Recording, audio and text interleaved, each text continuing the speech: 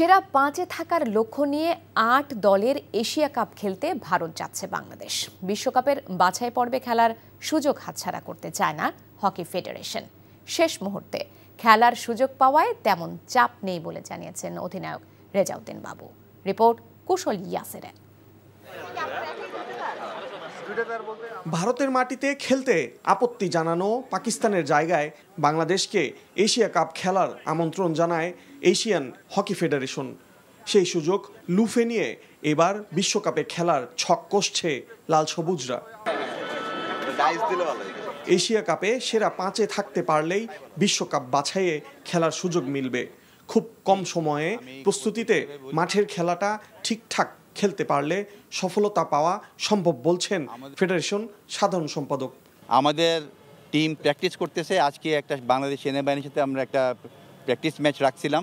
বাংলাদেশ সেনাবাহিনীর দলও ওরকম প্রস্তুত না, তবুও ওনারা আমাদের রিকোয়েস্ট রাখছে এবং আমাদের সাথে আজকে ওরা প্র্যাকটিস ম্যাচ খেলছে। প্র্যাকটিস ম্যাচে খেলার পরে আমাদের কিছু ইমপ্রুভমেন্ট করার অবশ্যই অবকাশ রয়েছে, যেটা আমরা চেষ্টা করব আগামী ২-৩ দিনের মধ্যে করতে। সবশেষ এইচএফ কাপ খেলা মিমো, কৌশিক, নাইম, মাহবুবরা নেই এবারের স্কোয়াডে।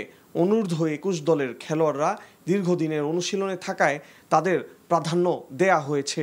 অধিনায়ক বলছেন চাপমুক্ত খেলতে চান তারা। বর্তমান টিমটা আপনার সিনিয়র এবং বেশ কয়েকটা জুনিয়র মিলে করা হয়েছে। তো সিনিয়ররা এক্সপিরিয়েন্সড এবং জুনিয়ররা যারা তারা ফিজিক্যালি আমাদের চেয়ে অনেক ফিট।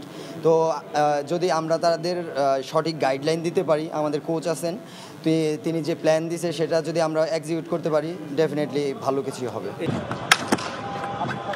২৭ আগস্ট বিহারে শুরু হবে এশিয়ান হকির সর্বোচ্চ এই আসর।